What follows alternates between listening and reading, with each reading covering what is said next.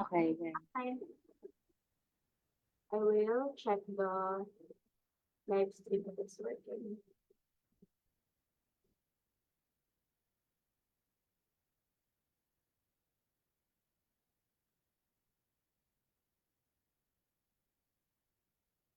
It's working.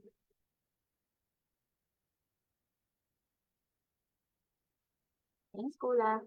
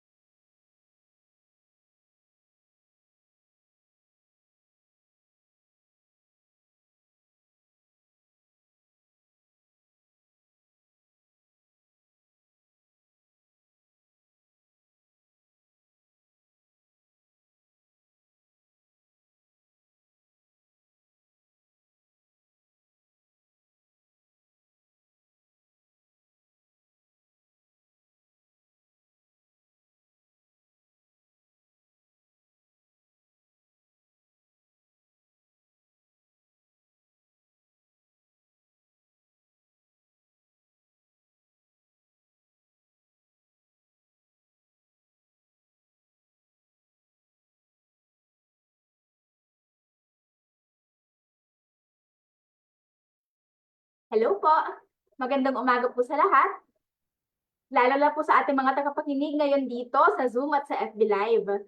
Nakikita ko po may mga kasama tayo from national government. Hello po, DILG, DOTR, DOH, and MMDA. Nakikita po namin kayo. Local government, hello po, Engineer Louie, and syempre, our civil society, academe, and media. Before we formally begin our fourth Biyahinahan Forum, a few reminders po para sa lahat. Unang-una, pakimute po ang ating mga mikropono kapag hindi po tayo nagsasalita. Pangalawa po, lahat po ng materials ay present sa card.co. Ayan, may card.co pong ginawa si ating Madam Cola Covarrubias na ipapadala po namin while the presentations are ongoing, but she also just sent a message to our Zoom chat. At pangatlong reminder po, meron po tayong 3 presentations ngayong araw and 2 reactors for the day.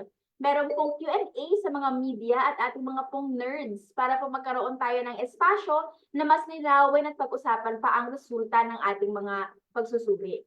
Pwede nyo rin po ilagay in advance ang inyong mga katanungan sa chat box o kaya naman sa Facebook live stream para po sa mga nanonood sa ating page. Ako po, as moderator, will take note of these questions and make sure na mababalikan po siya mamaya para sa question and answer portion. Sa 4 na taon po ng Move As One, pinag-aralan po ng coalition kung bakit nga ba tayo nasa transport hellhole that we are now. Ito po ang inspirasyon ng ating annual Biyahinihan Research Forum ng Coalition.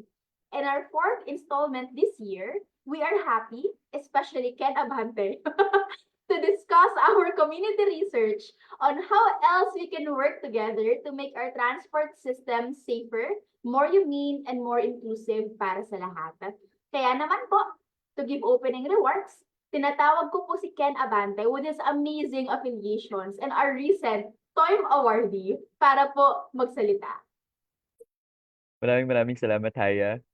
Ito po ay pando-dog show talaga. Hindi po ito formal research forum.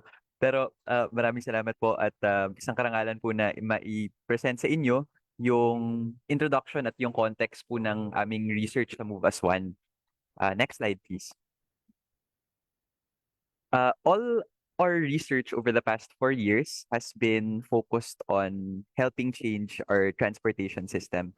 All of us feel this, and the central question that we want to ask is, bakit humihirap mag-commute sa Pilipinas? And over the 4 years, we've published policy and systems research which are present in our Move As One Coalition website. The first major root cause or binding constraint that we found was, next slide please, next. Bagsak ang supply, no? Bagsak ang transport supply. Public transport trips, as we've seen in MMDA data, have collapsed by 14% as private car and motorcycle trips surged by 46% from 2010 to 2019, worsening congestion. Transport shortage in the Greater Capital Region, in this paper in 2021, we estimated that to be around 2.8 million daily passenger trips by 2030. No, even if the whole 2 trillion rail heavy infrastructure pipeline is completed. No, that was the last time we studied the infrastructure pipeline of the government. No. Yung next binding constraint po na nakita namin is what we call a car-centric budget. No?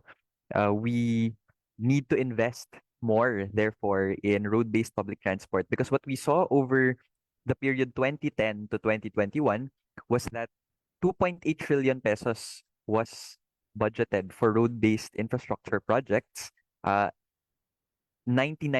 of this went to road construction, widening, and maintenance. No, and as we know, constructing roads does not necessarily mean better public transport outcomes. In fact, that sometimes means that most of the time means inducing more private car demand, and only 1% went to expanding road-based public transport for people on buses, jeeps, bikes, and pedestrians. So no wonder why public transport trips collapsed and private car and motorcycle trips surged. Next, we also did research before in 2022 on what we called car-centric metrics. And what we found in this study was that current success indicators emphasize a lot of car-centric measurement that emphasize the length of roads built, the speeds of the vehicles on these roads, so maximizing speed even if that conflicts directly with road safety indicators, And so what we proposed here was to include people and nature-centered metrics that measure the ability of the transport system to move people. We also looked at car-centric planning, where road space allocation we found to be inequitable. The majority of road space was given to private vehicles versus public transport, which are more efficient and sustainable. That induced more demand for more private vehicle travel, which worsened congestion. Uh, In our fourth Biyahinihan Research Forum today, we build on our existing research and we investigate another root cause and binding constraint, which is what we are calling car-centric transport governance in this new paper that my co-authors will be presenting. Next slide, please.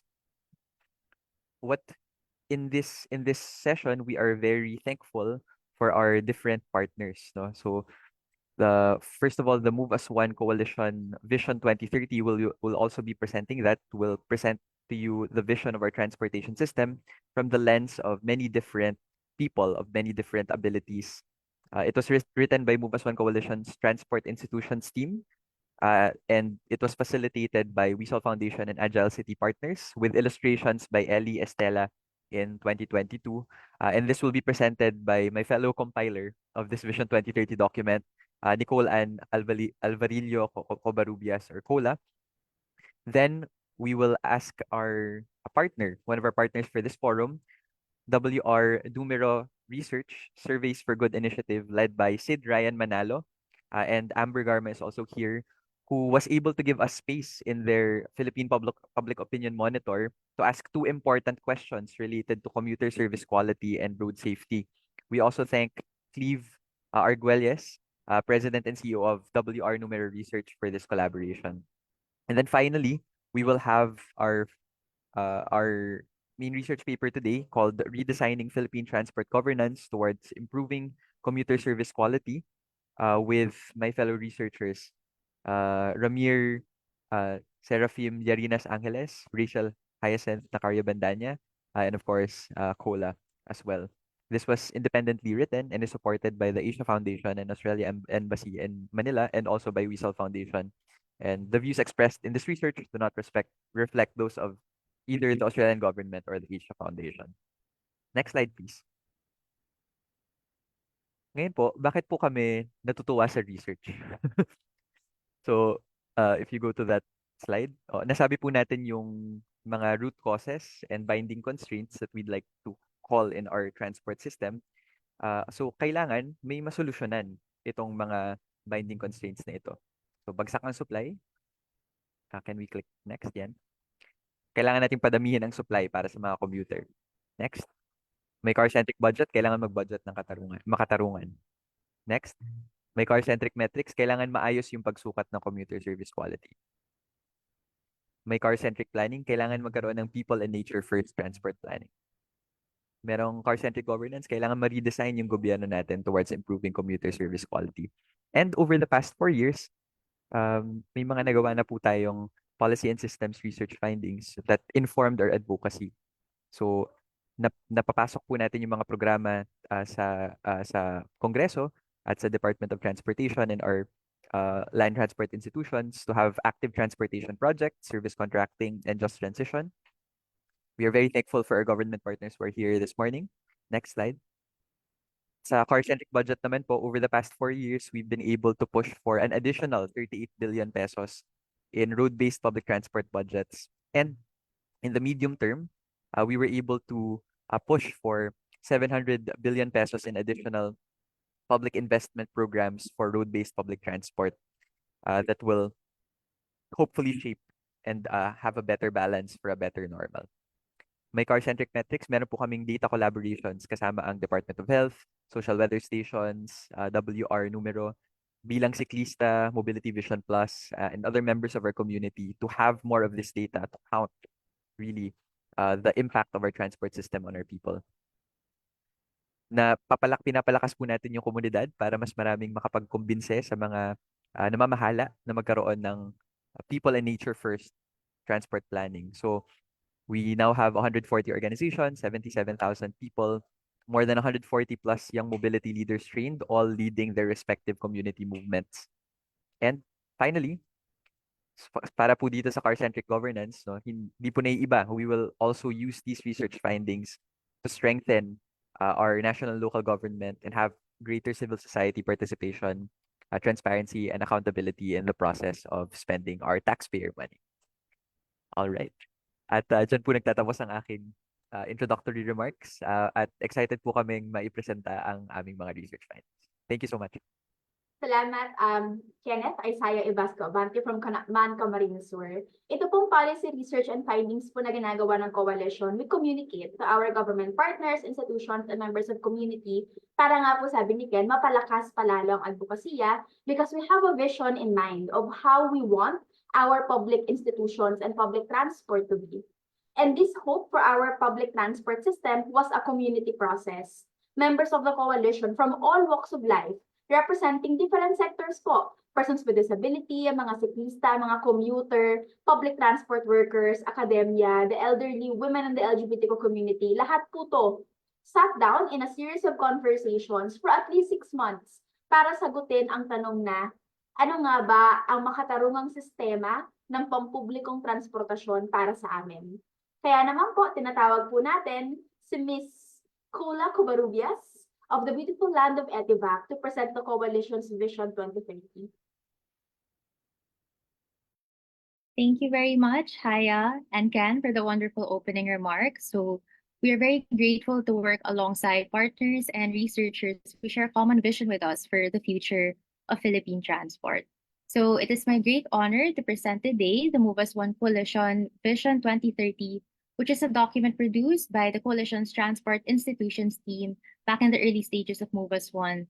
So in 2020, under one of the key agenda items, which is building our local and national transport institutions.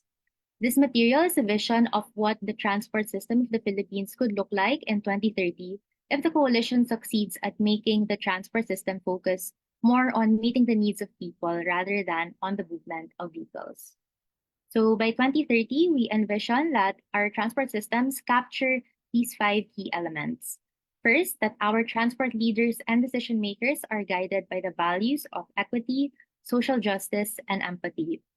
Second, that our transport system prioritizes vulnerable road users such as persons with disability, senior citizens, women, children, pedestrians, and people on bikes, among many others. Third, that our active transport network is safe and connected, and that our streets are lively and friendly, that people of all ages and abilities can safely use and enjoy. Fourth, that our public transport network is accessible and easy to use for people of all ages and abilities. It is convenient even for people using wheelchairs or walkers, parents with strollers, or people carrying groceries. It is so affordable and efficient that it saves people time and money. Fifth, that people working in transport have dignity, receive living wages, social security benefits, and are trained to serve everyone well, especially those with physical or intellectual or developmental disabilities. In Vision 2030, we narrate stories of people who experience the transport system by then, when the system has fulfilled the vision of Move as One. First, we meet youth Jaden, Mayan, and Marco. Jaden is a student in a private university in the city. He's the captain of the school's football team, so he has to go to school early for his training sessions. He can take the family car to get to school, but he usually takes the bus since public transport is very efficient.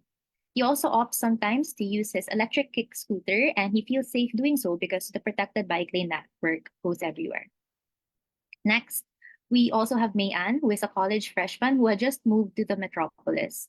She is looking for a part-time job to help with her expenses and had lined up job interviews at 3 different places this week. Her interviews are on different days and in different parts of the city, and she's able to map out her routes through an app that uses public transport data. This system makes sure that trains, buses, and e-jeeps run on time, making it predictable and easy to navigate even for newcomers. Marco is a second grade student who walks to school by himself every day. Marco's mom has her hands full caring for his younger sister who has special needs, so Marco's independence is a real benefit. His mom doesn't worry too much, even if they don't live in the well-off part of town, because the walk to school is safe, the streets have wide sidewalks, and there are many other students who also walk to school. We then have our transport workers, Tatay Efren, Dindin, and Princess. Tatay Efren has been a jeepney driver for most of his life. Today is his last day at work before he takes his well-deserved retirement. Up until a few years ago, Tatay would have been very worried about this last day, and he could only earn enough each day and had no savings or retirement benefits. But now it's different. The government's investments in upgrading public transport include pensions for retiring transport workers, along with free healthcare for Tatay and his wife even after retirement. Tatay Efren will lease out his 5-year-old e-jeep to Dindin, a new driver. Dindin is a novice e-jeep driver. She has been going through the government-mandated training program for all incoming e-jeep drivers. She takes over Tatay Efren's permit and vehicle, and the vehicle's onboard data system has a communication system, a vehicle location system, and a cashless fare collection system, which makes it easy for her to manage her trips. It's also easy for passengers as they can pay their fares through cards, phones, or other gadgets. Next, we have Princess, who works as a sidewalk maintenance crew leader in the metropolis, and she lives just right outside NCR. She moved outside the metro to care for her aging parents since they preferred a more rural setting. But Princess doesn't mind because the home they moved close to is one of the bike pathways that connect the metropolis to the nearby provinces. And there's also a rapid rail line that's just 10 minutes away by EG. Next, we also have our parents, Maricel and Renato, and Mariana and Marge. Maricel and Renato are a young couple who had just welcomed their first child, who is less than 6 months old, and are working entry-level jobs. Their commutes are not stressful because they qualify for subsidized public transport fares. And getting to work and back is not a burden on their budget. Young families get to save time and money, they get to stay healthy, and save their energy to spend quality time with each other and their new baby. Next, we also have Marge, who is a lawyer and a single mom to 2 kids. Her older child, Marco, is already in 2nd grade, and her younger child, Mariana, is just 4 years old who has special needs and is enrolled in a special education daycare. Thankfully, Marco is independent enough that he can walk to school on his own even if he is just 7 years old. The well-paved sidewalks have wheelchair ramps at the curbs, which are also really convenient for parents with strollers.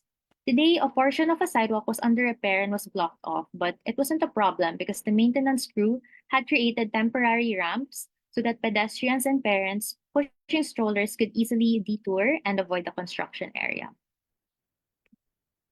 We also have our persons with disability and the elderly. Lucia is a teenager with Down syndrome, and she is fairly independent even if she may have some intellectual challenges. She goes to school every day and travels to her therapy center twice a week all by herself. There's an e-jeep stop near her house, and it takes her just 30 minutes to get to the therapy center. The sidewalks are wide, well lit, and safe, and there's a waiting shed where she can sit down while waiting for the e-jeep. Lola Abida retired just nearly a year ago after 45 years of government service. And she didn't want to be idle, so she joined the local mobility consultative committee in her neighborhood. And as a member of the committee, she gets to provide the voice of the community in local and citywide transport decisions. And lastly, we have our workers in the city. So Javi works as a senior IT manager for a foreign company that has offices in various parts of the city. They live in their family home in Antipolo with their wife of 5 years. They got married when Congress finally legalized same-sex marriages. Javi can afford to buy a car, but they prefer to use public transport. It's cheaper, more efficient, and gets them to various offices faster. They take an e-jeep from a stop near their house to the BRT station 5 kilometers away. And from there, they can choose BRT routes that can take them to Ortigas, Makati, BGC, or even to Diliman. And lastly, Asbjorn is a middle-aged financial manager who works for a multinational which has presence in the Philippines. He recently got assigned to the country and arrived just 2 months ago with his whole family. His expat contract includes housing right in the business district. He's happy that his residence is within a reasonable walking distance to his new office. And the company provides him a car, but he doesn't take it every day since he can easily walk or bike to the office. Walking or biking keeps him healthy and it saves his company money from paying the decongestion tolls. With these values and stories, we envision the following conceptual functions that the government should have in order to deliver the vision. This map represents a paradigm shift in the transport system, one that is centered on public mobility, transport safety, and welfare. From primarily facilitating the movement of vehicles, the focus of transport is now on pedestrian welfare, active mobility, stops and stations, network connectivity, public transportation, transport information, transport workers' welfare, safety and security, freight and goods, and private vehicle. This is a vision that we are very excited to share and work on together with you. This report was written by the Move As One Coalition's Transport Institutions team, namely Rachel Hyacinth Nacario Bandanya, Paula Brita Castro Pines, Felicity Tan, Benjamin de la Peña, Honey de Peralta, Christian Rojo, Lou de Pella, Ives Yanco, Azzy Domado, Carlo Lopa, Georgina Naval, Jibel Agregado, Jose Rueda, and Pat Mariano. And this was facilitated by Wiesel Foundation and Agile City Partners, and the illustrations by Ellie Estelia, and these were compiled by Kenneth Isaiah Ebasco Abante and myself. Maraming salamat po. Ayan, maraming salamat po, Cola, for that beautiful Vision 2030. Yung mga kwento pong ito, actually inspired po siya by real life. In fact, si Maricel po at Renato ay aking mga magulang. And the story is my family story. Si Tatay Efren rin po ay isang totoong tao. Jeepney driver po siya ng 5 dekada sa FTI Terminal. Kaya talagang mula po sa komunidad ang mga kwento at ang mga pangarap na nilahad ng koalisyon sa Vision 2030. Before we give the mic to Sir Sid, taos-puso pong nagpapasalamat ang Move As One sa WR Numero for enabling development organizations like us by generating valuable data on different research and in our context po on commuter costs and perceptions of safety and public transport. Tinatawag po natin si Sir Sid Ryan Manalo, head po ng Surveys for Good Initiative ng WR Numero Research, para po i-present ang kanilang public brief. Thank you so much for the kind words. Haya, Cola, and Ken. So let me just share my screen. Okay. So first, thank you so much for giving us the opportunity to be here with you. And of course, we're part of the Surveys for Good initiative of WR Numero. With me here is Amber, Garma, and Jezreel Genesera. We've created this presentation for you. So basically, the research asks 3 particular questions on the baseline, on where public transportation is, on the multitudes of issues that are faced by Filipino people, what do they view on the cost of commute and the quality of commute, and the public safety. So mubuo tayo ng baseline para maunawaan yung people-centric na pananaw ng mga Pilipino sa pampublikong transportasyon. So kami sa WR Numero, isa kaming public opinion firm, and we believe that we partner with organizations, leaders to create and use the expertise use data to understand Philippine politics and society better. By doing so, we make impactful decisions, and bahagi itong Surveys for Good nitong initiative. We've launched this Surveys for Good included in our recent Philippine Public Opinion Monitor na nagsasurvey ng 1,800 Filipinos. This is a nationally representative survey, and we've innovated with new demographics to fully understand the demographic groups of the Filipinos, which we will present later on kung ano yung demographics na yan. No? It has plus or minus 2% na error margin. We've done this, we fielded this in March, and this is face-to-face in 300 sampled barangays. From sampling to the interpretation of data, this was done independently by WR Numero, and you can access the public brief in our website na released last year. So bahagi yung Surveys for Good nitong initiative na ito, because our vision is really to continue on supporting development organizations through research na magagamit yung data sa kanilang campaigns and push for people-centric policies. It's part of our DevLab na we collaborate with different development organizations in making the society better. And through the Surveys for Good, we want to democratize surveys and understand na hindi lang to usapin ng politika, but data can be front and center in realizing development. And it is our continued commitment to harness that power for development organizations. So for today, we are focusing on 3 questions. Una, nasaan ba yung public transportation sa issue ng mga Pilipino? And we found that public transportation is among the top issues that Filipino people think about. So 44% of Filipinos, o ikawalo siya sa mga top issues na gustong suportahan ng mga Pilipino. 2 naman sa 3 Pilipino ang nagsasabi na mabigat para sa kanila yung gastusin ng pagko-commute, no? Medyo mataas ito, 2 sa 3 Pilipino. At mamaya pa lalalamin pa natin yan. So around 40% naman, or 2 in 5 Filipinos expressed concern on road safety on all or more than half of their trips. An additional 36% feel that it wasn't safe on few occasions. So sa unang tanong, so nasan ba siya sa napakarami nating isipin? So ito yung survey question natin, and we had 21 parang different issues, randomized ito when it comes to the deployment sa survey. At para sa kanila, para sa mga Pilipino, critical na usapin yung pagpapaunlad ng kasalukuyang kalagayan ng pampublikong transportasyon. Napakarami nilang isipin, pero 44% sa kanila nagsabi na mahalaga siyang usapin na dapat pagtuunan ng pansin at dapat suportahan bilang isang advokasya. So ito lang naman yung pagtitilad natin doon sa data, and it ranked 8th, no, among top issues. Among those top issues na intindihan natin yung basic social services such as education, public health services, social housing, yun yung mga top issues natin, no? Also, mental health is ranked now on 7th, most important, at followed yun ng public transportation. Ito siya sa graph, so makikita natin yung orange line, that's where public transportation sits among these issues that we have included.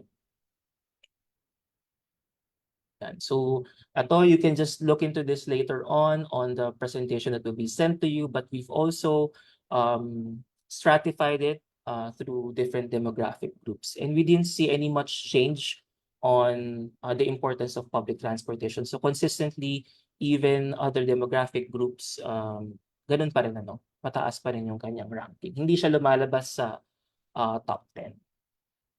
We move on to the central question, that this is what we partnered with Move as One Coalition. So yung unang tanong natin, sa mga commute ko sa nakalipas na 3 buwan, ano yung pakiramdam nila? Very people-centric yung question. Ano yung naramdaman nila sa gastusin nila dun sa pamasahe? So yung options dyan ay halos lahat ba?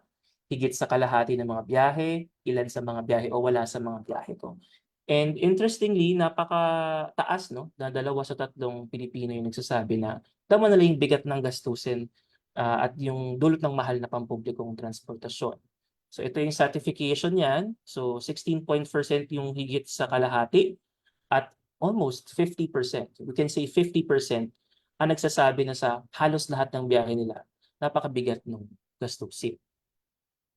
Here we can see na we've just interpreted it here, parang ay naka-highlight, no? So 50% yung nagsasabing lahat, and then 16.37 yung half. Maliit na bahagi lang, 1/3 lang yung almost no issue. And satisfying this by area, Visayas has the lowest reported issue on the cost of commute, nasa 56%, but consistently in Metro Manila, North Central Luzon, South Luzon, and Mindanao, which post the highest at 70.73, nagsasabi sila na mabigat yung pagko-commute, no? When we stratify this by sex, gender, income class, age group, or households receiving OFW remittance, walang masyadong pagbabago. Tingin natin parang yung usapin ng public transportation, ano yan, income class issue yan, pero hindi. No, nakikita natin na across income classes, it's above 60%. Age group, kahit yung working class, syempre siya yung highest na pagtingin na mahal siya, pero across all age groups, it's the same. So yung issue ng cost ng commute is consistent with other demographic groups. Even in stratified by voter type, partisanship, ideology, or exposure to media, it's still the same and consistent. Yung second question natin, ano nararamdaman nila sa kaligtasan ng ating mga pampublikong lansangan? So ito yung tanong natin sa mga commute ko sa nakalipas na buwan. Naramdaman ba nilang hindi ligtas yung daanan? At higit 40% ng mga Pilipino ay nagpahayag ng pangamba, kaligtasan ng lansangan sa lahat o higit sa kalahati ng mga naging biyahe nila. 36% yung nagsabi na nakaramdam sila ng slight na hindi ligtas yung ating road sa ilan sa mga biyahe nila. So ito yung certification niyan. So 2 out of 5 Filipinos expressed concern on road safety. That's 40.29%. And 36% naman yung on a few occasions. Yung highest percentage, nakita natin sa Mindanao, which is at 48.32, and South Luzon at 44.23%. Slightly different lang pero consistently around 40%.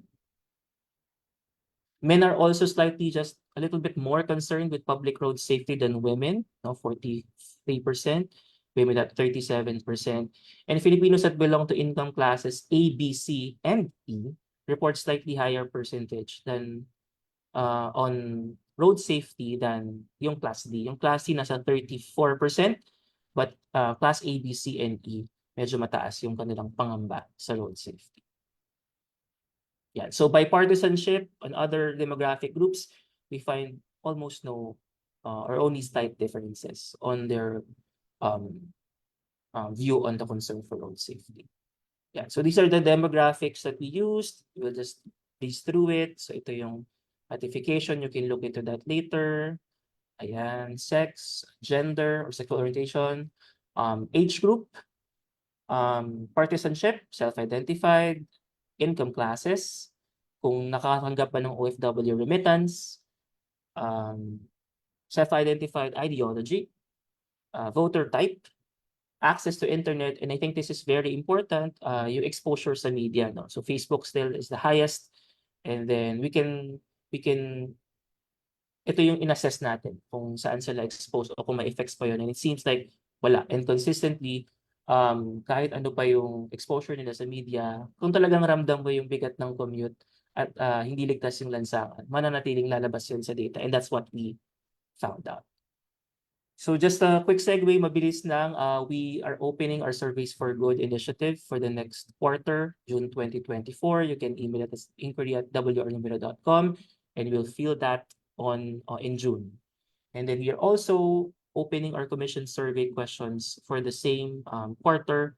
That's partnership@wrnumero.com. And hopefully, through our partnerships, we can continue using data for development organizations. So maraming salamat. Salamat po, Sir Sid, for that wonderful presentation. And friends, kung titignan nyo naman, sobrang husay po ng ating WR Numero team.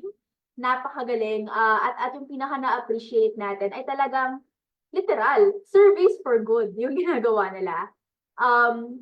Sabi nga po ni Sir Sid kanina, we want to democratize surveys because data can be front and center of development of PAC. Ang ganda. Kitang-kita naman po sa resulta ng survey ng WR Numero that people feel the burden of commutes across income classes and other social demographic characteristics. And we hope that these results are helpful to our institutions here today. At mamaya po open tayo sa Q&A for further questions mamaya. Pero po bago po tayo pumunta sa ating papel, gusto ko lang po sabihin na nag-drop by po ang WR Numero ng kanilang details. And mamaya po pwede rin po namin i-chat siya mamaya for any civil society organizations here in institutions who may wanna partner with our amazing research partner.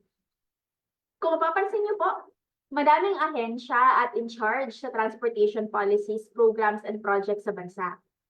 And with this context, di maiiwasang isipin, ano kaya ang transport governance structure na angkop sa konteksto at pagsubok na nararanasan natin sa Pilipinas. Kaya naman po, tinatawag po natin si Engineer Ramir Serafim Larinas Angeles, PAC full name, para i-discuss po ang papel ng coalition. Good morning. Maraming salamat, Haya, for that introduction with my full name. So I'm here this morning to discuss our recent published paper by Moboswan Coalition with WeSolve Foundation, redesigning Philippine land transport governance towards improving commuter service quality. So actually, when we say commuter here, it's not just public transport, but also everyone who travels. So everyone who uses public transport, uses active mobility, cycling or walking. So lahat po yun we put under the commuter umbrella. So next slide. So for a summary lang of what I will be discussing, so this will be a bit of a long presentation. So narinig niyo naman po yung background na sinabi ni Ken kanina on our various transport problems that we face. So bagsak yung supply ng public transport, there's very car-centric planning. Our government transport is largely car-centric, even though we already see better people-centric transport policies in place. So like the National Transport Policy, part of the Philippine Development Plan, and then we have a very promising active transport framework by the OTR. But on the other hand, there's still a lot of underlying issues in land transport governance, and this exists as at the institutional level, which highly contribute to our transport system. So beyond what we can see, we experience in the daily when we travel, there's problems at the governance level. So our objective is to study Philippine land transport governance, both in policy and practice. So we study best practice research, and we consulted both government, civil society, and academia to come up with solutions that can address our transport governance issues. So our results we will present later, two options that attempt to redesign and reform Philippine transport governance, considering how ideal those options are, as well as anticipating political constraints that we can encounter. So next slide. So the scope and limitations of our study. So we primarily focus on people-oriented land transport systems. So public transport, active transport, and accessibilities are evolving. PWDs, pedestrians, and so on. And then we review Philippine transport governance at an institutional level. And we propose, similar institutional level recommendations. So we will present an overview of barriers and opportunities and potential solutions, and proposed action plans. So our analysis and review was primarily based on a review of Philippine policies, so desk research, and through key informant interviews and focus group discussions. And as such, there will be limitations on the theoretical and conceptual framework. So more on the academic side of it. Next slide. So just very short introduction kasi napasadahan na kanina ni Ken, ni Cola, and ni Sid yung mga problems that we face both at the level of academic research and also how our commuters, the people, the Filipinos see it. So we're very familiar na our transportation system is characterized as one of the world's worst in terms of traffic congestion and quality of public transport. So one of the root causes, it's very fragmented, and it's also very car-centric. So both at the way it's organized at an institutional level and also what the priorities are, what the metrics are. It's all problematic. However, national policies have evolved in recent years to become more people and even nature-centered. So we see this both at the national level and at the local level. But implementation has much left to be desired because it's all very inconsistent and fragmented. So we would want it to be more holistic. So our operating framework, it's the manifestation of our very car-centric planning system is it's prioritizing reducing traffic vehicle congestion, reducing travel time, all very vehicular metrics and not much on how people get from one place to another. So next slide. So just more on the intro, very familiar na inadequate yung quality ng public transport, active transport infrastructure as a whole remains unsafe, poorly maintained, disconnected. And then lastly, more importantly, there's an apparent lack of accountability from our government institutions to ensure that transportation is safe, humane, and inclusive. So next slide. So our problem statement. So how might we redesign our transport institutions to make them accountable to improving service quality towards safe, inclusive, and safe, humane, and inclusive road transport and mobility. Next slide. So our methodology, so just very quickly, so we did key informant interviews with national government agencies, focus group discussions with academe, our civil society partners from public transport sector, active transport sector, commuter groups, inclusivity, so including PWDs, women, and other sectors who are often seen as marginalized and not very considered in consultations and public planning. Ayun. And then finally, desk research and reviews. So next slide. So here are findings. So just a very short summary. We have a very long paper, but Cole has linked our publication in the chat.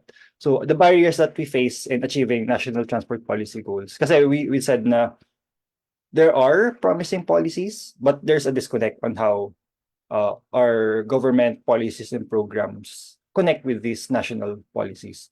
So there's poor institutionalization of people-centric transport policies and programs. So you have programs, but they have very inconsistent funding. There's very high employee turnover rate because most of them are in ad hoc project offices or project management offices, which do not have permanent employees. So there's very little capacity to ensure that the people will be retained. And there's very poor metrics on project outcomes, which means that project outcomes, so success metrics, do not tie up with how much funding they receive next year, something like that. So it's not a sustainable system for these ad hoc programs. So really there's a need to institutionalize them. Oh, and then there's transport governance issues faced by DOTRs. According to them, they have problems, especially for active transport. No, they have poor regional presence as a department itself. So they rely on DPWH, regional offices, and LGUs to implement projects there. And that can sometimes have issues in coordination. It's not a very consistent system. Some LGUs, for example, are more accepting of active transport than others. So some are actively rejecting active transport. So that's an issue, obviously. And then they have a conflicting policymaking role with DPWH and even MMDA, for example. So sometimes in various issues nagka-clash sila. For example, with DPWH, bike lane policy can sometimes clash. And MMDA, for example, with the light electric vehicle bans. So si DOTR is finding ways to clear up how the policy will go because they have active mobility policy also. So yun. And then finally, all this fragmentation results to inconsistent project development and implementation across national and local agencies. Ayun. So like first yung fragmented coordination, and then finally yung lack of technical expertise. We acknowledge na there's really a need to really build on capacity, both at the national and local government levels. So next slide. And opportunities. There are opportunities in achieving people-oriented policy goals. So one, there's a presence of overarching national transport policies, which are good. So the NTP, the PDP, Active Transport Framework, so they offer promise and potential in improving our public and active transport systems. And the fact that we have program offices and project management offices, even though they are ad hoc, can still offer potential for proper reorganization and institutionalization. And then the support for these policies are there at both national and local. You know, it's not wholesale yet, it's not everywhere, but there are support. So that's also an opportunity. And then the steps to improving transport governance is one, to improve alignment of government agency mandates with national policies that are people-oriented and inclusive, enhance collaboration between agencies at both national and local levels, and then boost capacity development and technical competence. Next slide.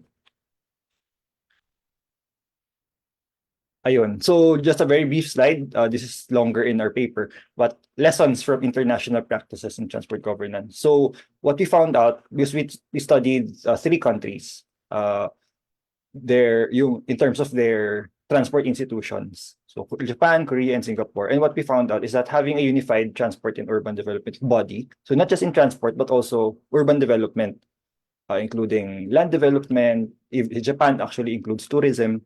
It's advantageous because it avoids the issue of different agencies sharing policymaking and having conflicts, and removes a lot of bureaucratic coordination between agencies. So that's aside from national and local, kasi they have local governments, but as much as possible they align. So what usually happens if is may master plan, made by the major transport institution, and then the local government will develop their own plans, but we're pretty much aligning to the national, so it makes things easier. So these are the unified transport institutions from these countries. So Ministry of Land, Infrastructure, Transport and Tourism from Japan, and then very similar institutions in Korea and Singapore. And Singapore also has a land transport authority, which just focuses on land transport. And then next is you need to have accountability measures so that, like I said, the programs have to be aligned between local government and national. So next slide. Ayun. So for our recommendations, we propose actually two options that attempt to reform Philippine land transport governance by redesigning our transport institutions. So one is rationalizing existing national and local transport institutions. And two, this is more radical, is we explore establishing a unified national and also a provincial level transport institution. Next slide. So for our option one, rationalizing national transport institutions. So this is more practical, more pragmatic, kasi the advantages are it's going to have less political constraints. So what happens here in our proposal is that we rationalize mandates and functions. So for example, the OTR will take full leadership of national transport policy and planning, like they already do, but there's issues because there's some conflicts in policy as well.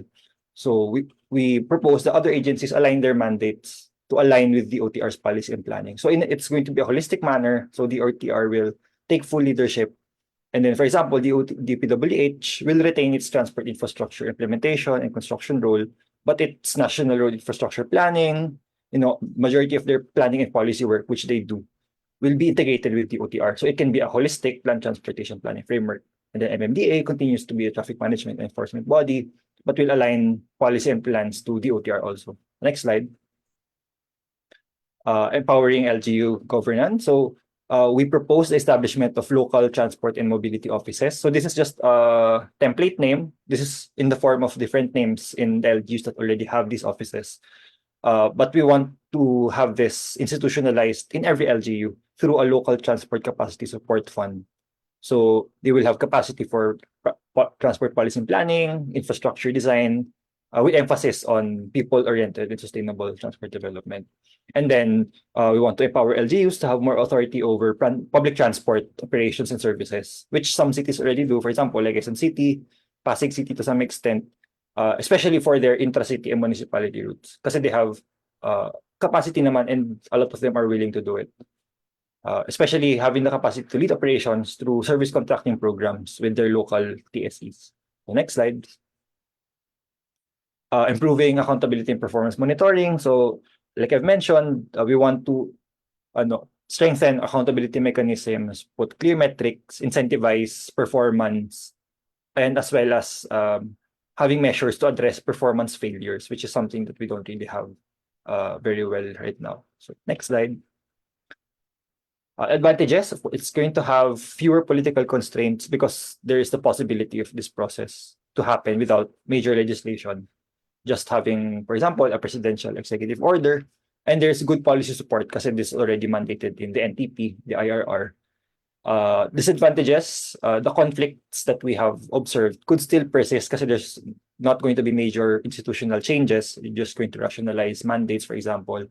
So you really need robust accountability measures to ensure that all programs and projects are still aligned. So like, I keep putting emphasis on aligning agency programs and projects with national policies. Because even if the national policies are good, if it's not being followed, then it's going to be quite difficult. So next slide.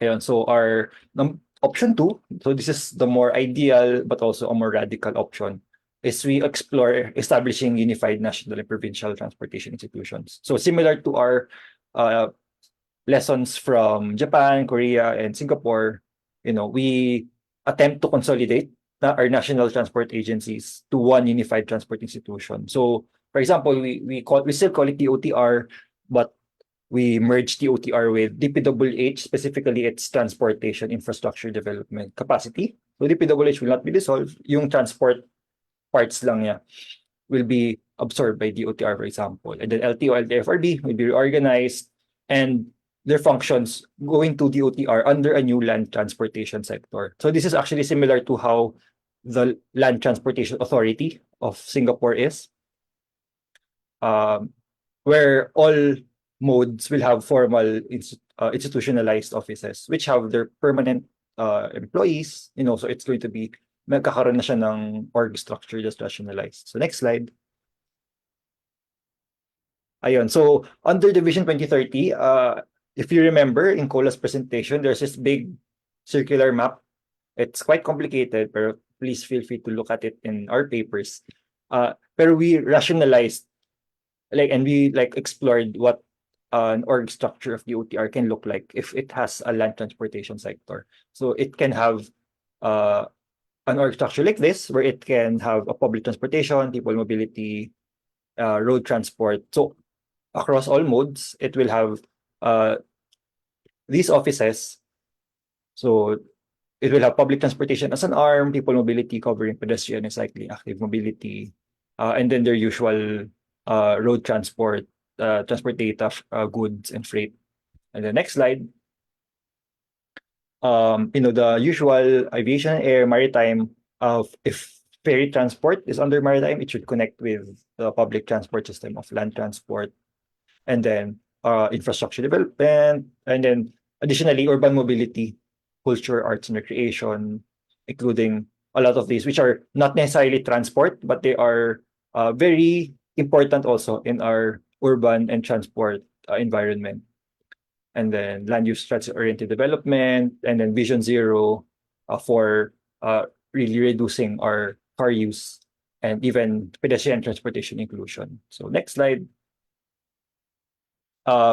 Establishing provincial transport authorities. So ito naman, it's similar to a unified national institution, but at the provincial level, just so hindi completely neglect yung provincial level. So it will have the similar functions, but at a smaller scale, but not at the scale of the LGU. So it's going to, kasi for example, we have regional authority in Metro Manila in MMDA, but for provinces, we don't. So it's a sector we want to consider. And the next slide. So I'll just very briefly go through our action plan. This is quite long. So in the interest of time, I will just go through it very quickly. But we offer short-term, medium-term, and long-term plans, and how we propose that our options, our redesign of transport institutions can happen. So for short-term, we propose that the president can issue an executive order creating an interagency task force and offices that support the rationalization and review of transport-related agency mandates and creation of the local transport and mobility offices in LGUs through a local transport capacity support fund. And then, clarifying how approval systems will be, so that the conflicts that we see in transport projects and programs can be prevented. So involved dito si President na si Congress, kahit hindi pa legislation, that special provision. Ayun. So next slide. In the medium term, dito na mangyayari yung the LGUs will establish their LTMOs, as well as incentivizing the LTMOs to develop their programs. And then the third one is Congress to support the creation of a dedicated transport institute, which is a performance monitoring and evaluation body that will aim towards people-centered metrics and data. Next slide. And the longer term, so more than 3 years from now, is for Congress to pass legislation which consolidates our transport agencies, like I've said in option 2, and to establish, the people-related transport offices under the land transport sector. Ayun, and establishing PTAs. So next slide. So advantages, of course, it streamlines national transport policy and planning, project development. It's going to remove a lot of bureaucratic barriers and conflicts, ideally. But the disadvantages, of course, there's going to be major political constraints since we need legislation for this to happen. So it's going to be a lot of work in that regard, a lot of lobbying, a lot of people to approve of it. So next slide. Ayun, so to conclude, the research proposes options and action points that attempt to reform Philippine land transport governance through redesigning our transport institutions in a way that we propose is politically feasible. So there's absolutely a need to rationalize existing mandates and functions of our transport institutions so that they align with our people-oriented transport policies and practices. Kasi meron, it's very promising. So we just need to bridge that gap as well as establishing reliable accountability mechanisms involving the public and civil society. So it has to be inclusive. And we believe that within our country's executive and legislative framework, there are many opportunities for institutional changes to be made, improving public and active transport as a whole. Ayan. So those are my slides. Thank you. Salamat po, Engineer Angeles, sa iyong nagbabagong presentasyon. Ayan, siksik na siksik po tayo, mga mare, sa ating datos at research at ang ating first half of the forum. But kasama po at parte po ng practice sa Move as One Coalition ay imbitahan ang mga direktang maapektuhan na magsusuri natin para magbigay ng feedback at pahayag.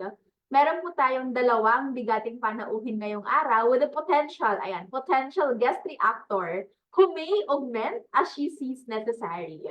Unahin po natin si Mr. Zion C. Yuson, ang ating pong Deputy Team Lead ng PTMP at NPMO ng Department of Transportation.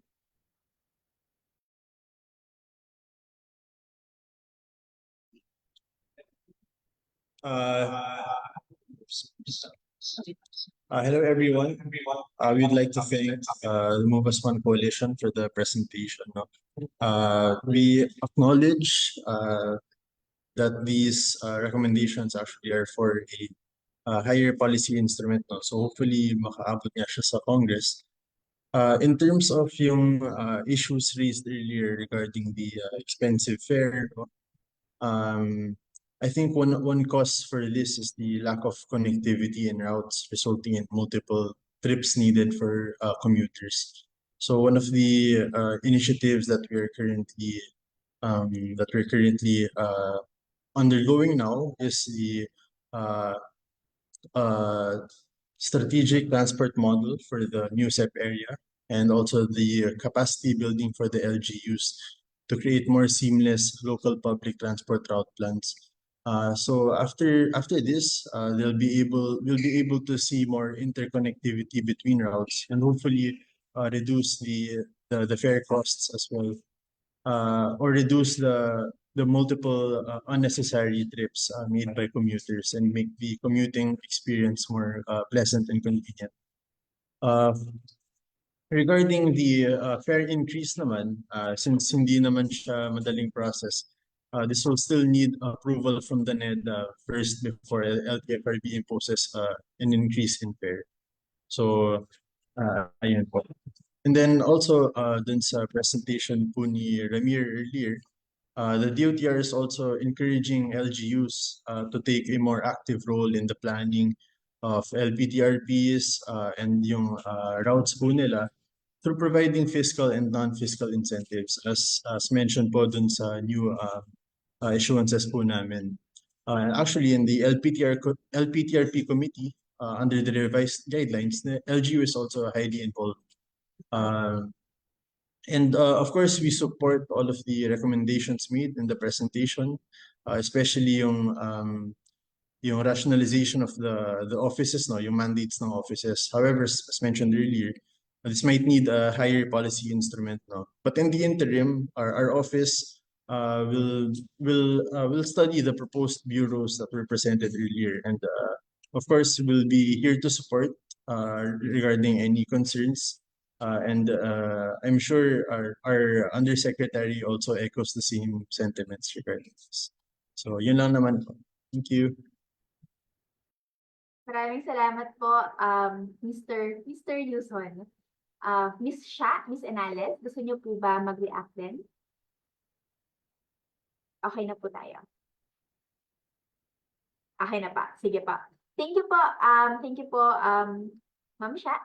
Sunod po, syempre hindi lang po feedback mula sa ating national government ang meron tayo, which is thank you Mr. Yuson, is very supportive of the recommendations of the coalition, but also from our local government na malaking katuwang ng national government at syempre ng civil society sa pag-implement ng polisiya at programa on the ground. Tinatawag po natin si Engineer Louie Ordinario, Traffic Operations Officer 3 po ng San Mateo Municipal Local Government.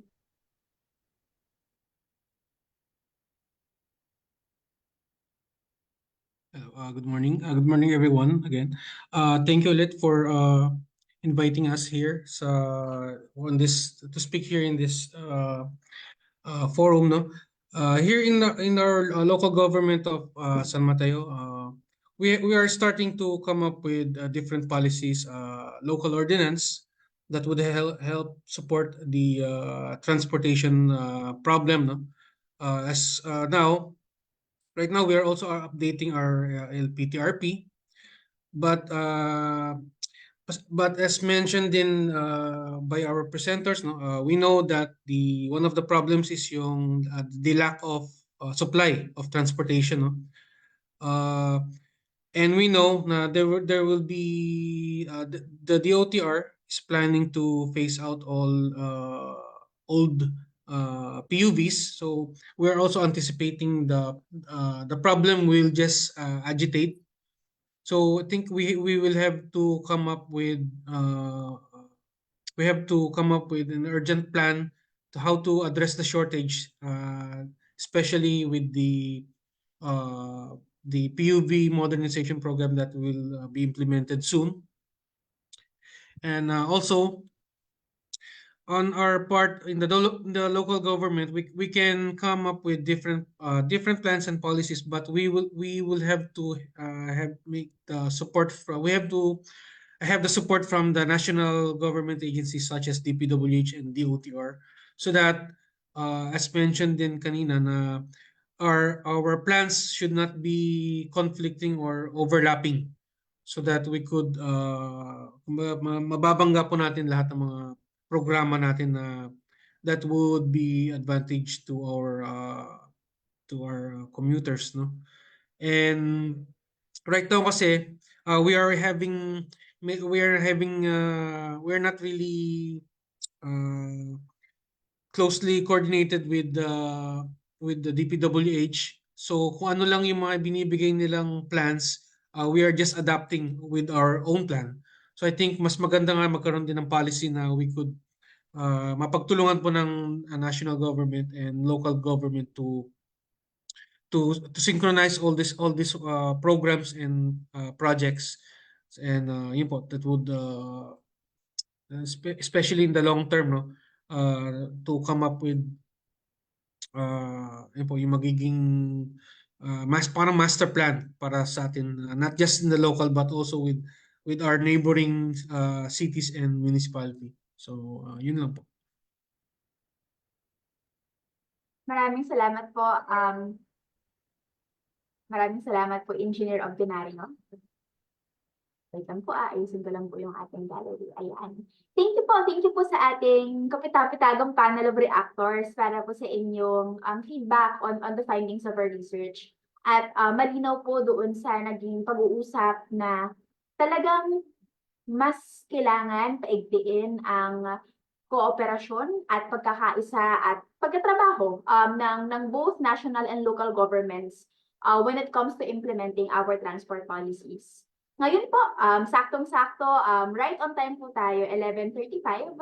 Ito na po yung plataforma para po sa mga katanungan. So I think po kanina si Sir Akabi po parang has asked a question. Unahin po muna natin yon, pero po meron po tayong open space for media in the next 15 minutes for question and answer portion. Basahin ko lang po yung question ni Sir. So sabi po niya, natabunan na po. Pasensya na po, natabunan na siya. Hold on. Patulong po ako pag-bump kung meron pong nakakapag-bump ng question. Siya ay natabunan sa group chats. Ayan.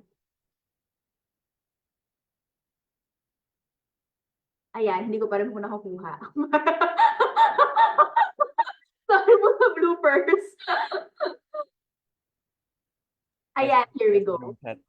Si Cola daw po kanina had a bullet point in Move as One vision about inclusivity. If there is a sector that's going to be negatively affected by improvements in public transport and active mobility, it will be the last mile service providers, particularly tricycles. Any advice on this would be most welcome.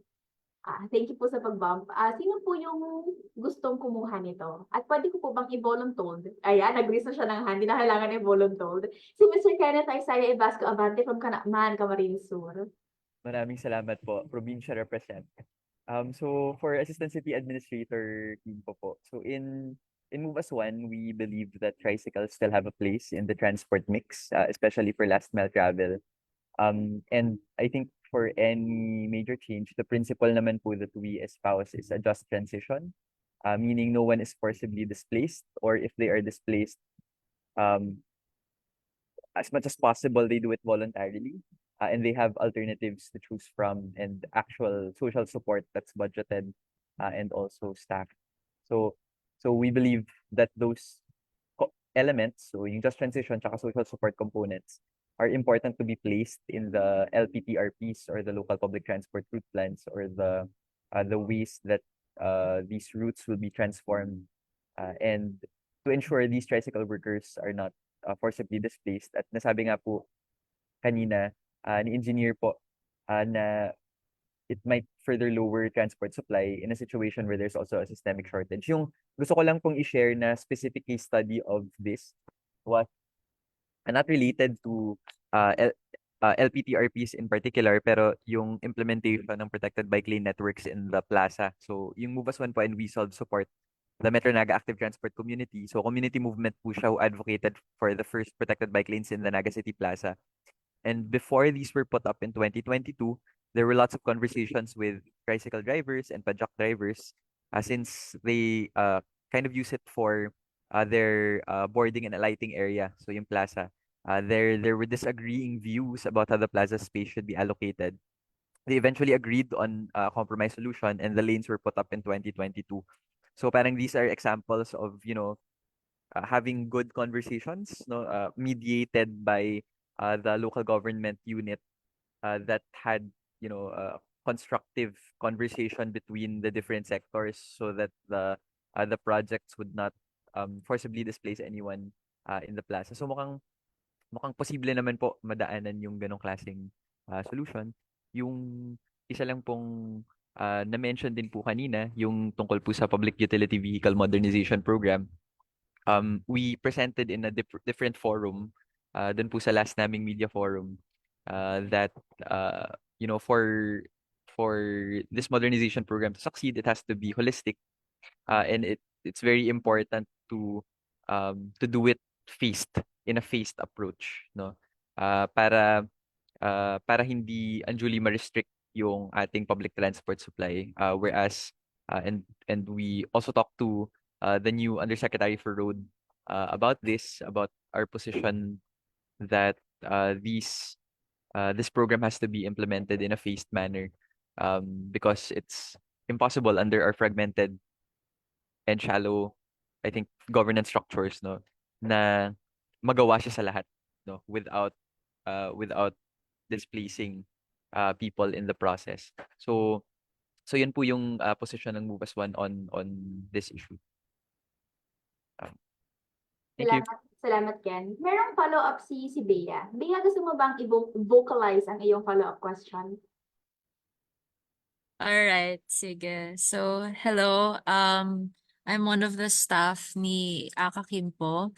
So, just to follow up on his question lang, are there any specific recommendations from Move as One as to what kind of social support components can we give or budget to these affected transport workers? Thank you, Bea. And if you don't mind, Haya, can I share my screen so I can show siguro a slide lang that we presented during our last commuter forum? Thank you, He Haya. is prepared. Yes, please. Thanks, Ken. Thanks, Bea, for your follow-up. Salamat, Bea. Teka lang po, naglalag lang yung aking computer. Pero yung isa po sa mga mahalagang component kasi ay yung social support. So halimbawa, sa gagamitin ko po muna ng analogous example yung mga yung traditional jeeps, no, transitioning into modern units. So yung ibang social support components po include um,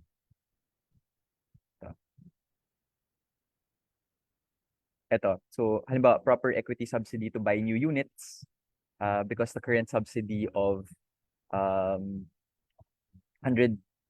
plus thousand to some degree, I think may iba 300,000, 500,000. Yung iba basta the current subsidy is not enough, meaning they cannot afford to buy new units. So importante po yung suporta na yun. And then may proposal din po yung Move as One for every year allocating 16 billion pesos for these jeeps for a just transition fund for UJs nationwide. So every year parang 20% yung pwedeng i-transition. So may mga role din po yung Office of Transport Cooperatives and even LGUs to provide adequate capacity building support for co-ops. So part ng social support din ay yung to ensure genuine cooperativism across the transport co-ops so that they have proper financing, revenue sharing, governance, saka fleet management. Kasi sabi po nung mga ng National Confederation of Transport Workers Union na affiliate union po namin, kailangan ng training yan, kailangan ng rehearsals para talagang ma-deploy yung units kung nasaan po talaga sila. Tapos, may, eto. So, yung sa other social support component include clarity on compensation before any worker is displaced, senior citizens given pension and social support, and then for those who voluntarily opt out or involuntarily displaced, provide clearly defined exit packages. So including timing, form of assistance, and then manner of distribution. As long as they're acceptable, siguro social support packages na pwedeng pag-usapan po ng LGU, ng Department of Transportation, and the different affiliate unions. Kung ano po yung mabuo nilang proposal, maganda po na yun yung maging social support components. Maraming salamat po. Thank you, Ken, and thank you, Bea. Dagdag lang ako kahit moderator. Hi, Bea. So, sa mga hindi po nakakakilala, ako po ay anak ng jeepney driver. So, medyo malapit po sa puso namin ang any talks on just transition. And I think more than the technical components po ng just transition, I think isa po sa pinakamahalaga ay yung social preparation. So, mga pag-uusap na ito po yung plano at hindi siya mamadaliin, hindi siya over a period of 3 years or 5 years. As in talagang kakausapin sila na para alam nila na hindi sila magugulat na biglaang may deadline, for example, or biglaang ito yung requirements, and making sure na yung social preparation na yon comes from conversations. So madami naman pong tricycle drivers at mga toda na I know willing makipag-usap at willing makipagkwentuhan. And for a lot of them, alam ko po parang may mga pag-uusap na rin talaga on the ground na naririnig na mangyayari. Ang ganitong klase ng realignment given the PUV modernization program, given the programs for city buses, for example. So hindi naman po bago ito sa kanila, pero I think yung pangamba po ay kailangan silang malapitan at makausap ng masinsinan kasi there is fear. At ang nangyayari po kasi kapag yung takot hindi siya na-address agad and before issuing any official policy or document, nagiging resistance po siya na malakas at malala at minsan po matagal. So for governance po, halimbawa, importante po na yung social preparation na yun at yung pag-uusap ay maging sentro before designing and drafting and releasing any government issuance. Kasi para po siyang step zero sa lahat ng major decisions that will affect the stakeholders. So, yun po. Yung pangalawa pong question natin ay para sa ating San Mateo QC. At kung sino man pong LGU reps ang nandito, so pwede po kayong mag-comment sa chat kung gusto niyo po sagutin yung tanong. So yung second question po natin ay para po sa San Mateo and other LGU reps who are here, Kamusta po yung staffing ng mga opisina nyo? Ano po yung mga uri ng suporta na kailangan para mas ma-implement po ninyo ang inyong mga mandato? And we'll ask Engineer Louie to please turn on his camera para po ma-highlight po namin kayo sa Zoom. Ayan. Thank you, sir.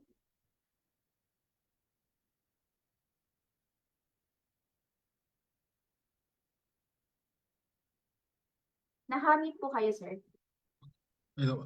So, yung sa amin kasi sa San Mateo, actually, we are very limited dun sa manpower, no? So, isa lang yung technical person na sa amin na talagang to handle traffic engineering and transport matters. So, I think yung proposal din ni Engineer Ramir is to magkaroon talaga ng dedicated na office ng local transport management, local transport mobility office would be a good proposal, no, para to fully support lahat ng mga programs.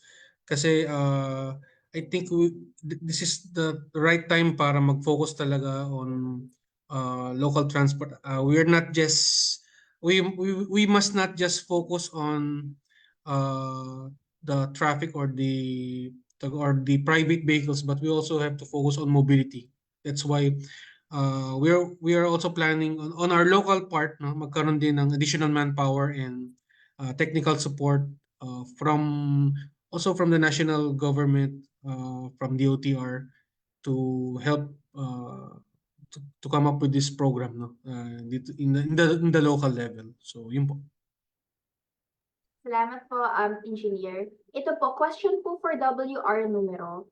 It's really interesting how many people believe their communities are unsafe. Do you have more insights from your conversations about factors that might drive these experiences?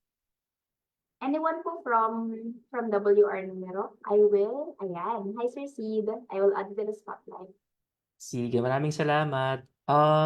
So una, may limitations yung quantitative study, no? So these are perceptions. But definitely a lot of factors can come in. So pwedeng pero yung specific na question natin ay ligtas na pagko-commute eh. So this could be their experience on these are just assumptions. So, but this is something that we can qualitatively ask in a different research na parang ano ba yung factors na yun? Pwedeng kriminalidad, pwedeng mga baku-bakong daanan. So this is an interesting question that we may pose right now. But ito yung nakaka-contribute doon sa pananaw na to. No, kaya makikita natin mataas yun sa Mindanao. I think meron siyang factor of safety, and sa Metro Manila because of I think factors of criminality, but we can't say for sure. That's something that we need to research on. No? But I think yung takeaway natin dito, marami yung nakakamba sa kaligtasan ng mga daanan. Thank you, Sir Sid. Ayan, ngayon po ay umuulan na ang ating mga katanungan. Thank you. Meron po tayong joiner from our Facebook Live na meron po nagtanong. May mention po kanina of need for alignment by local to national policies. What if the national policy and program is wrong or can be rectified or improved like PUBMP? Delikado din po ang alignment kung merong problema or mali sa national policy or program. Paano po yung magiging approach doon? So maybe we'll have one of our researchers answer, and then I think pwede rin po tong question for our DOTR National who are here in this call, and DILG. Kung meron po gusto sumagot from DILG. Can I try to take this first? Go Ken. So I think in any institution where there are many people, there's going to be bound to be disagreements about how programs are implemented. But I think what has happened over the past few years that we've organized is that bit by bit may consensus on the general principles about where the transport system should go. May mga pagbabackslide. For example, we've disagreed about MMDA's light vehicle ban. We protested against it. No, we've also worked with different unions to try to shape the way the PUVMP should be done, no, for just transition. At yun, role naman talaga yun ni civil society, to bring government closer, bring people closer to those decision-making processes. Ang to me, what's interesting, at least in the Philippine context, is that at least in the principles, they're already enshrined in the national transport policy. And I'd even argue that the current implementation of PUVMP kind of violates this national transport policy. And we're not shy to talk about it because we really think that PUVMP can be much better. So I think even those alignments, even those mandates can be clarified under those more aligned institutions. Pero there's a reason why, even if there are disagreements, we believe the OTR should be the one to manage this. And it's because under the National Transport Policy, I think the OTR has shown to be to be the best agency to manage this. Kasi hindi lang construction of infrastructure yung tinitingnan ng DOTR, even under its current mandate, diba? It's transportation, diba? And the mobility of people. And so I think that's very important, no? So even as we go through these processes of alignment, those open lines should continue to be there, to be able to resolve these disagreements and to have areas for compromise. The last thing I want to say is, in the program implementation of these major programs, so in particular ngayon, yung service contracting, active transport, and PUVMP, active transport already has a multi-sectoral group, the IATWG, Interagency Technical Working Group on Active Transport. There's a civil society rep there. There are agencies across. It's Secretariat niyan, Department of Health. No, we think that's a good body. Yung sa service contracting naman po, there's a multi-sectoral body as well. Ang official civil society rep is MUVAS 1 actually, but we wanna engage that process a little bit better. Yung PUVMP po, walang multi-sectoral body that I'm aware of. I think it's high time to do something like that para yung mga tao po talaga are in the process of the board, technically, of how these major programs are done. Para yung boses talaga malapit doon sa program design, policy, and implementation. Yun lang po. Salamat. Salamat, Ken. Friends, conscious of the time, ngayon po umuulan yung questions. So I will cut the questions to 3. Yung una po, this is for our national government agencies present. So si Ms. Sha, si Zion, and the others. Ano po sa tingin niyo yung best way? So this is us speaking as civil society, to go through this recommendation. So different recommendations po siya, and we know parang some of it are politically feasible, some of it are more politically challenging and institutionally challenging. So meron po ba advice coming from our national government reps present here on how we can go about it and how we can start? Hello. Ayan, si Zion and Sha Sorry. Yes. Actually, just to respond dun sa point ni Ken, I think wala lang formalized na parang multi-sectoral committee for the PUVMP. But recently kasi this year, we started creating the new implementation plan for the next 10 years. So this includes yung implementation plan, the new framework for the PUVMP, as well as yung monitoring and evaluation mechanisms that we will be adopting. No? So that was last April 1 to 3. We had that internal lang yun, as in DOTR attached agencies. No? And then ngayon kasi we're ongoing din yung parang validation workshop for what we're able to come up with last April. So ngayon we were inviting representatives from all sectors, so from other NGAs, from LGUs, from the private sector as well, And then we'll have separate sessions with civil society as well. Pero wala pa siyang date now.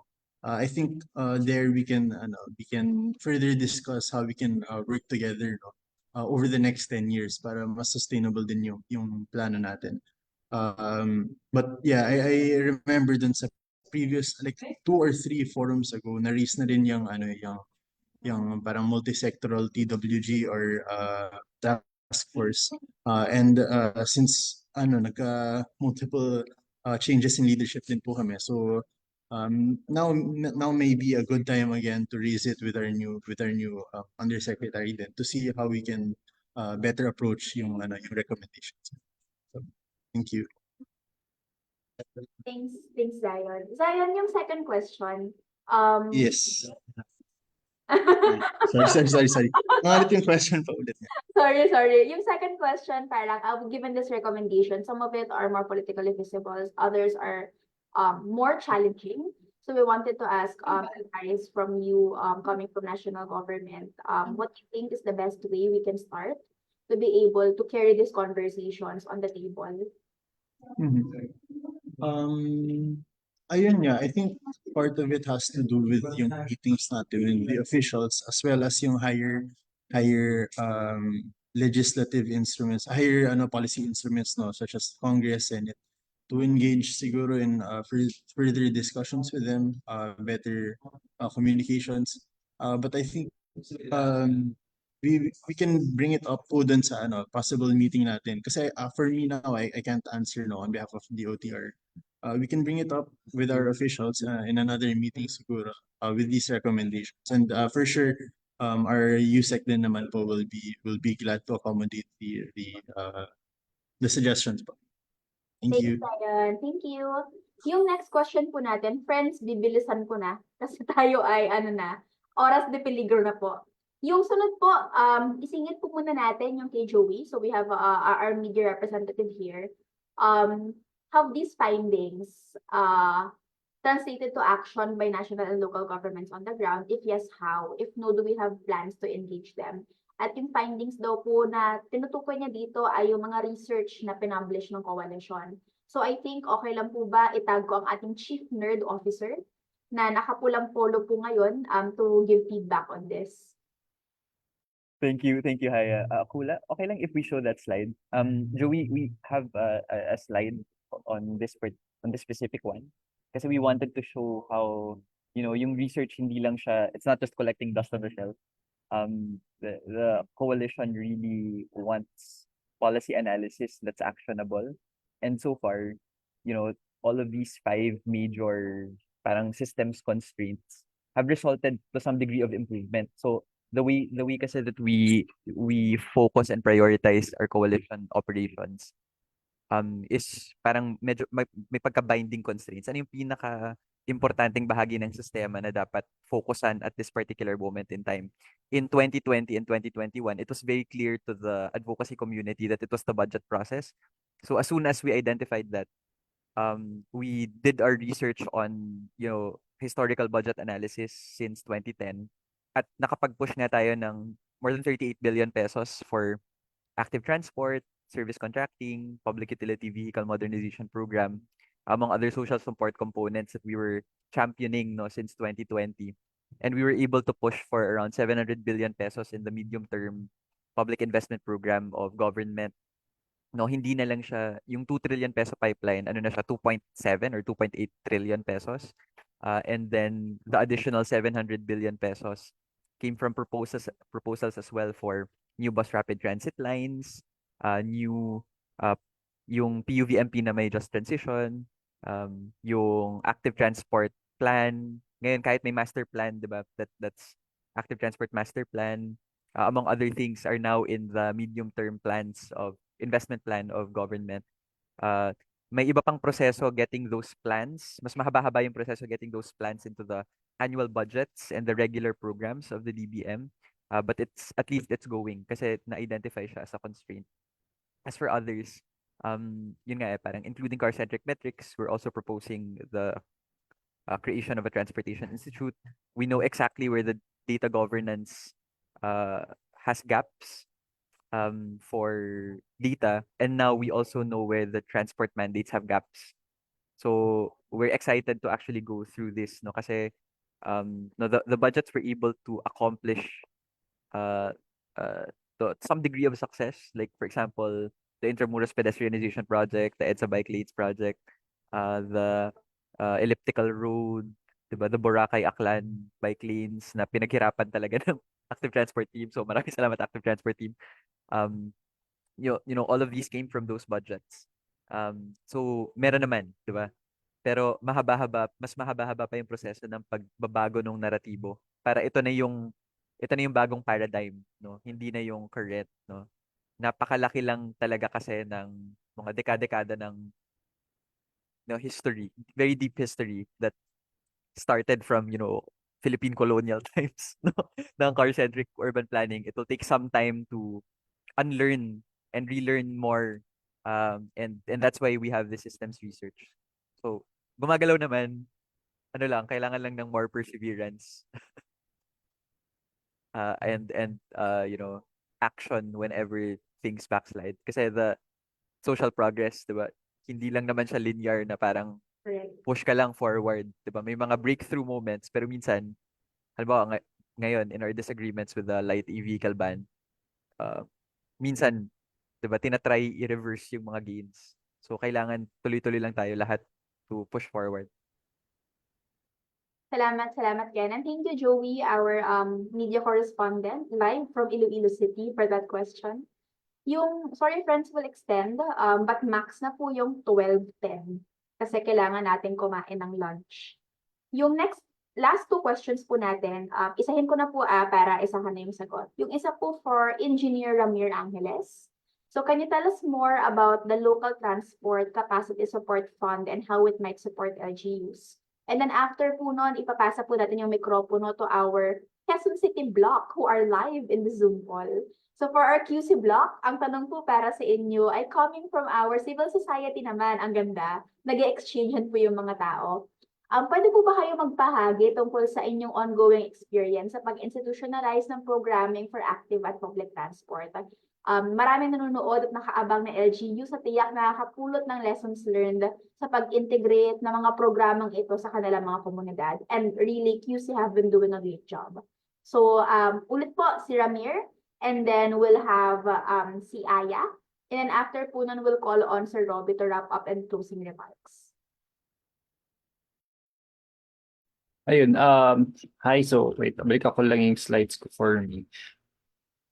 So yung question about yung Local Transport Capacity Support Fund for local transport and mobility offices. So I think the main point kasi that this brings is that for one, walang institutionalized local transport and mobility office yung mga LGUs natin. So kasi in the local government code, it kind of mandates transport planning, pero that's usually under city or municipal planning. So hindi siya naka-mandate for transport specifically. So what usually happens in many LGUs is that yung transport nila begins as traffic management, enforcement, and then tsaka nila nare-recognize yung need na we need to do comprehensive transport planning, we need more capacity to do technical data collection, design, and be more hands-on in our infrastructure, which for the longest time has been in the hands of DPWH and the OTR, even though, syempre, since they are national, hindi nila kayang tutukan bawat LGU in the level that the LGU can do on their own. So what we want is to institutionalize having local transport and mobility offices for each LGU, and that can only happen with dedicated funding for it. Kasi we recognize that not every LGU can allot special funding for this, although it will need institutional an institutional arrangement from the LGU. For example, it can be an ordinance, kasi usually they need ordinances to establish new offices, pero they will need funding, and not all LGUs have the luxury of funding to develop new offices and hire new personnel, lalo kung technical. So what really needs to happen to expedite this process, make it a lot easier for LGUs, also incentivize them to do it, is to have funding for it. So the Local Transport Capacity Support Fund is really there to help LGUs develop their capacity and also to incentivize, for one, having these offices and also having more programs, spearhead additional programs, projects that are in line with our people-oriented and centered policies and programs. Ayun, thank you. Thank Yun, you. si Ken daw has something to say. Wait lang daw, Aya. Go Ken, go Ken. Ay, sorry, just to add lang to Ramir, Sige, this, sige. thank you. Si Lota, parang this is also inspired by existing and already administered local government support fund type funds that are already managed by the DBM. So in some of these funds, parang depending on kung probinsya ka, city ka, municipality, you get something like 20 million, 10 million, ganyan, 5 million in funding annually. And then imagine, di ba, LGUs being supported with that level of funding uh, to be able to develop these engagements. We're learning also from other sectors kasi halimbawa, even if the Magna Carta for PWDs and inclusion, 'di ba, parang all mandating the creation of Persons with Disability Affairs Office across all LGUs. Even if dekada na yung nakapublish, since walang funding, 50% pa lang ng LGU ang may PIDAW, 'di ba? So ayaw nating mangyari 'yon for local transport and mobility offices. Gusto natin tunay na may suporta yung national government kapag bumababa sila ng mandato. Hindi pwedeng parang magbababa ng mandato yung national tapos walang kaakibat na suporta to local government units. So yun yung learning natin from other sectors that we're applying to this fund concept. Thank you. Thanks, Ken. Sige po, our QC block, Bea and Aya. Okay, ako na lang po yung sasagot. Narinig po ba ako? Yes po, May- I will. Nakaka-pressure ako yung last. So, I'm gonna share na lang po yung experience ko po dito sa Green Transport Division. So, thank you pala kay Sir Alvin, no, yung nagtanong. Kasi si Sir Alvin nakakasama po namin sa monthly kapihan. So, marami po akong i-share kaso limited na yung time. So, siguro may 4 lang ako na bagay na i-share sa inyo. No? So, yung una dyan, yung sagot ko dun kay Sir Alvin is yung sa infrastructure development ng Quezon City. So, kung napapansin nyo po, we are converting from the orange plastic barriers to the plant box, concrete plant box barriers. So, meron na po tayo ito sa Quezon Avenue, sa Katipunan, tapos sa Commonwealth Avenue. So, isa po ito sa programa po and project po ni Mayor Joy para po mas mapaganda pa po yung bike lane po ng Quezon City and as well as yung sa safety concerns when it comes to the bikers. Yung next po dyan is yung public perception po. I-share ko lang din po sa inyo na yung best practice po ng Quezon City local government units, specifically the DPOS Green Transport Division. Monthly po, nagkakaroon po kami ng tinatawag nga po ng monthly kapihan wherein yung mga bike groups po namin, yung mga representatives po nila ay nagsasama-sama po kami para po malaman po yung mga feedbacks, yung mga concerns po nila when it comes to our PPAs, yung programs, projects and activities ng Quezon City local government. And sa pamamagitan po noon, nagkakaroon din po kami ng knowledge kung ano po ba yung mga dapat naming i-improve. Napakalaking tulong po ng mga bike groups kasi sila po talaga yung nasa daan. So sila po yung nakakaalam kung ano po yung nangyayari talaga doon sa daan. Kagaya rin nga po ni Engineer Ramir, ni Sir Aldrin. So yung mga load geeks namin sila po yung nagbibigay sa amin ng knowledge para mas ma-enhance pa po namin yung trabaho namin bilang nasa public service po kami under po ng DPOS. And yung sunod po dyan yung funding. So si Mayor Joy po napaka-supportive po niya when it comes to the active transport.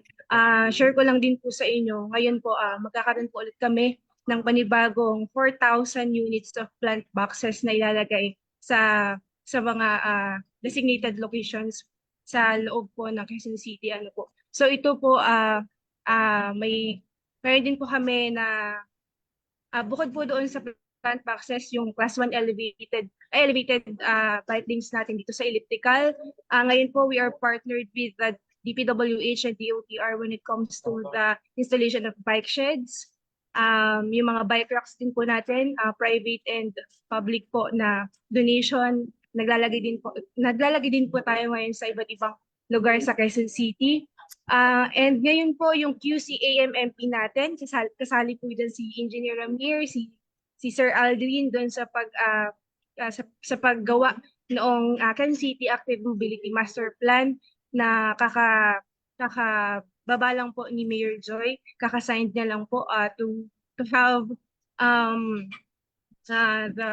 para po ito sa active transport para mas ma-enhance pa po at mas maging maganda pa po yung overall bike lane network ng Quezon City. And I just wanted to highlight sa QC-AMMP po hindi lamang po cycling yung nakapaloob dito, kundi pati na rin po yung pedestrianization.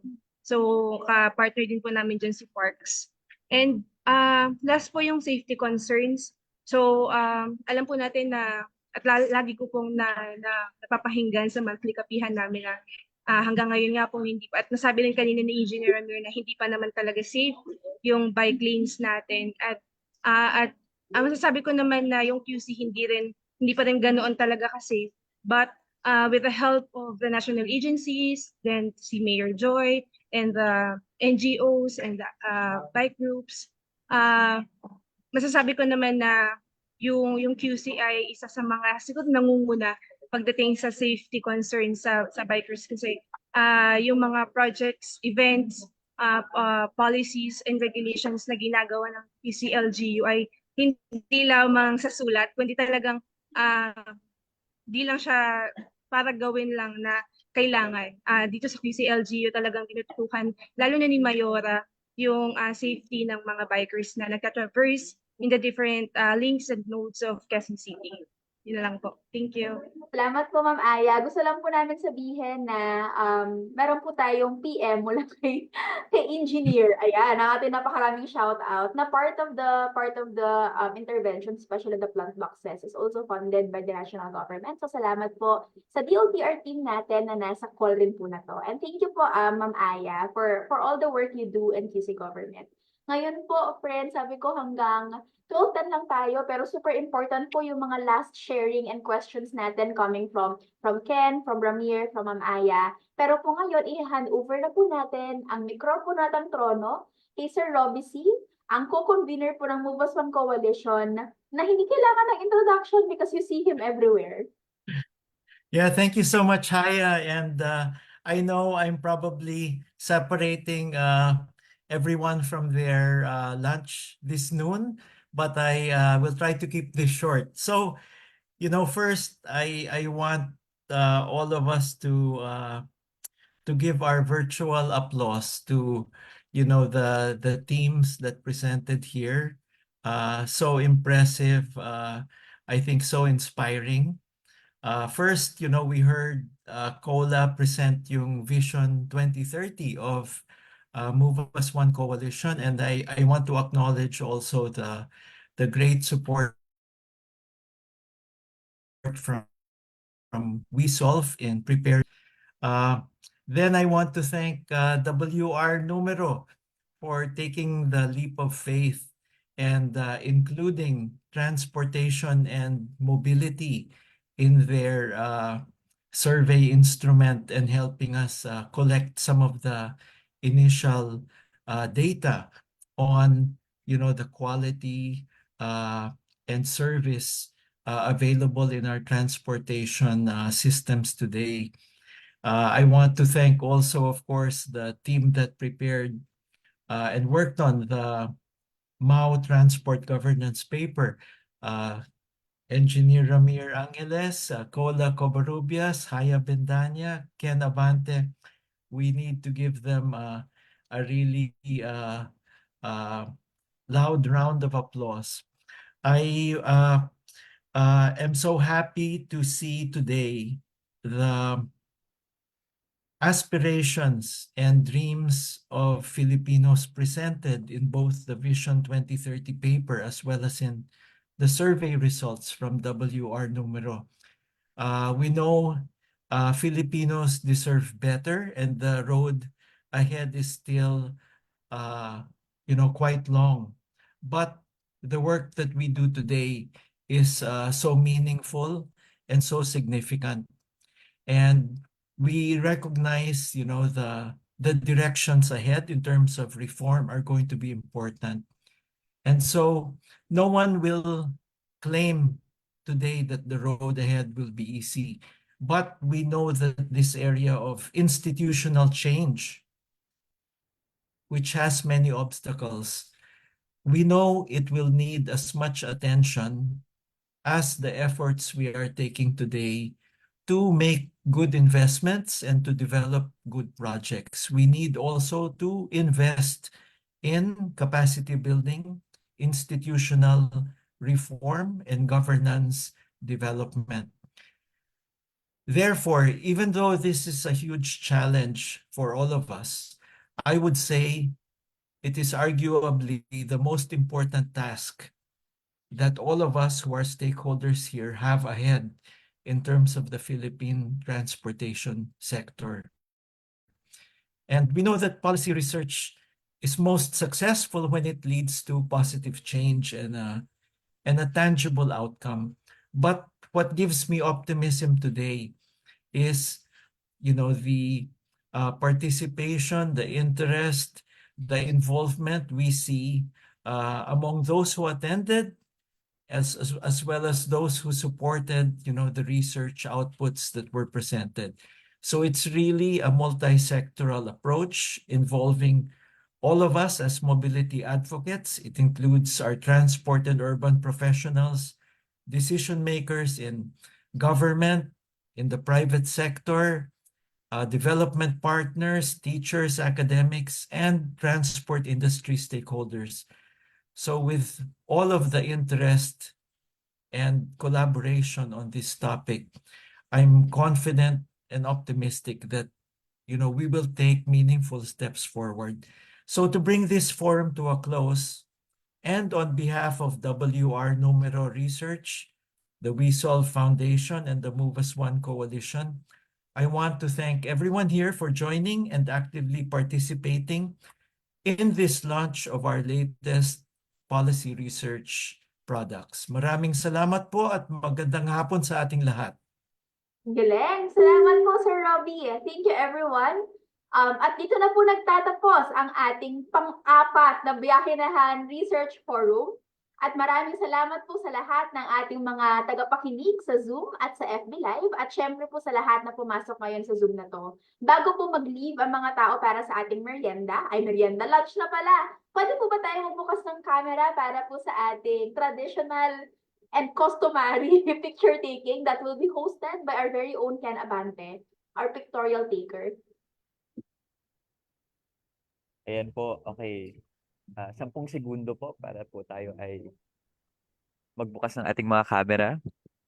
Mag-retouch. Mag-retouch. Mag-retouch. Ayan, nakikita po natin ang mga mukhang puno ng pag-asa. Yes. At pangarap. Ganun. Okay. Sige po. 5 more seconds. Okay, sige po. Smile po tayo. 1, 2, 3. Perfect. Maraming salamat po sa lahat. Thank you po. Thanks everyone. Happy lunch. Ayan na, ang ingay ni Cola sa duck face. Bye everyone. Salamat po.